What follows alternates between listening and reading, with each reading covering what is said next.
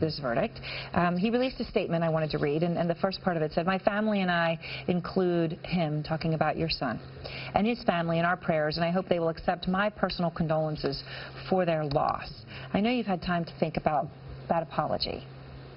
Do you accept that apology? Is that something you even want to hear from him? I would not accept that apology on the strength of he gave no consideration to my son when he was choking him and my son was begging for his life. That was a time for an apology. He should have got up off of him and let him breathe. That's the apology that I would have wanted. Then I would have still had my son. He might have been incapacitated, but maybe I would have still had him. And Officer Pantaleo talked about that moment, apparently to the grand jury. He said he tried to get off your son, his words, quote, "as quick as he could." When you hear that, what do you think? You know,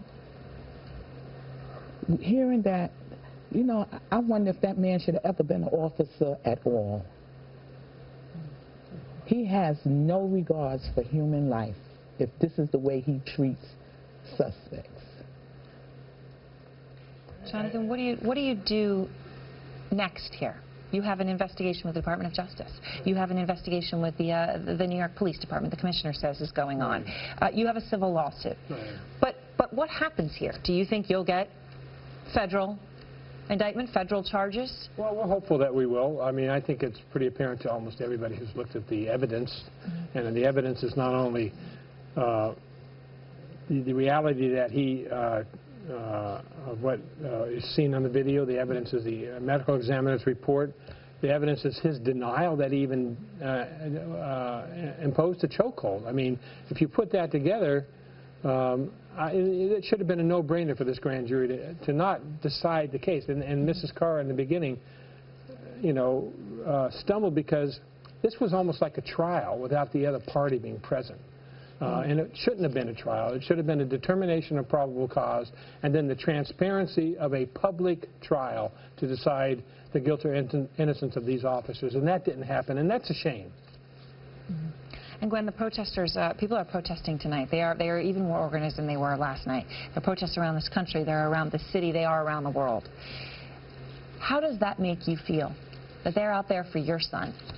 Well, that really warms my heart to see that people are out there and they are actually protesting in the name of my son, Eric Garner, because they saw what I saw.